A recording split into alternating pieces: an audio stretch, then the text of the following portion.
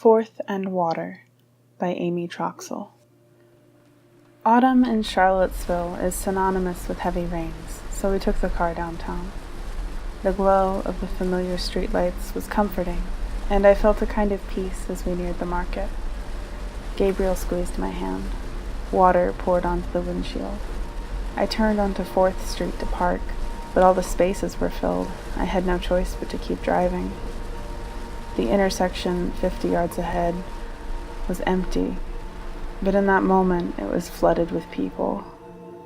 My memories of that day and the news coverage I saw later blurred together in my mind, and when the flashback started, the view was from my after memories. I didn't see the car in person, but I always do in the flashbacks. The screams and the screeching tires drown out everything else. Gabriel doesn't see it, hear it, but he knows, and he reaches for the steering wheel. You've heard parts of my story before. On August 12th, 2017, a few hundred white nationalists rallied in Charlottesville, Virginia, under the pretense of protesting the removal of a Civil War statue. If you were there that day, you'd know their real motives were different. They flew swastikas next to Confederate flags outside of Gabriel's synagogue. They brought guns, tear gas, baseball bats. The night before, they marched across UVA grounds with torches, chanting Nazi slogans. This was the scene last night, as hundreds of mostly young white men waving tiki torches marched on the grounds of the University of Virginia in Charlottesville. They chanted slogans like, "Jew will not replace us," true story, and "White lives matter," along with the known Nazi phrase, "blood and soil." This wasn't really about a statue.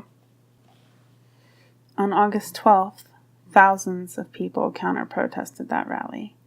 Some would have you believe everyone there was violent, but if you were there that day, you would know that that's not true. You would know that the police were out in full force, doing nothing.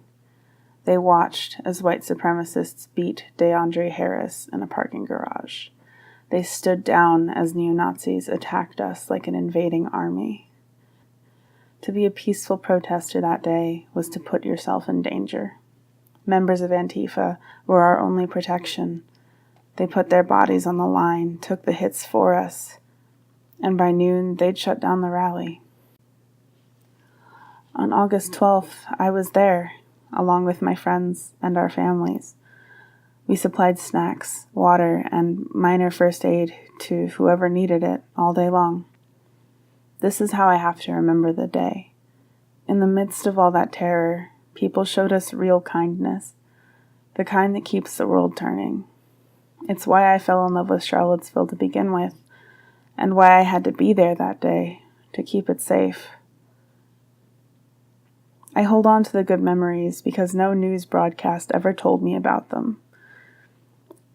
We never ran out of supplies or volunteers. In the end, we handed out thousands of water bottles, and of the estimated 6,000 people there, only 2 were admitted to the hospital for heat-related injuries. I have to remind myself that that is our success. If you ask me about Charlottesville now, I will tell you about that first, so that maybe you won't ask about the rest. This photo was taken at 1:31 p.m., mid-March through the downtown. Thanks to Antifa, the rally was declared an unlawful assembly and it stopped before it could begin. We marched with the crowd onto Water Street, chanting and cheering, finally no longer scared. We didn't know it then, but at the time this photo was taken, we had only 10 minutes before everything fell apart. 10 minutes until a car plunged into a sea of counter-protesters at 4th and Water, a sea that I was a part of. I never saw the car. I only saw the crowd in front of me lift up before I heard the screams. Months later, this is the event that replays in my mind, approaching what I know is an empty intersection, where all I can see is the impact in front of me. As my car rolls to a stop at the spot where Heather died, Gabriel's hand still on the wheel, I could see where he and I had stood that day, just out of harm's reach. He shifts the car into park with his other hand until I see the intersection for what it is, empty. Streetlights glisten on the wet pavement. What felt like an eternity had been less than a minute. The rain was relentless. Later I would walk through it and watch as it washed through the streets, cleansing them and me like a ritual. I can't change the past. I know this. What happened here happened.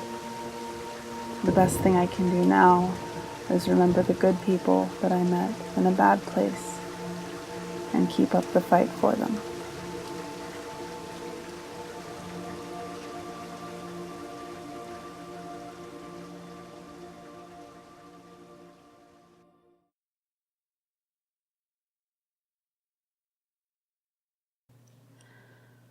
The vice of pressure and adversity squeezes truth from the gathered masses, like a juicer extracting bittersweet nectar, and in the tension grace thrives, rising like cream, invincible to the onslaught, and, like the birth of a diamond, souls of sunshine are ever more refined, burning only brighter with a harsh wind.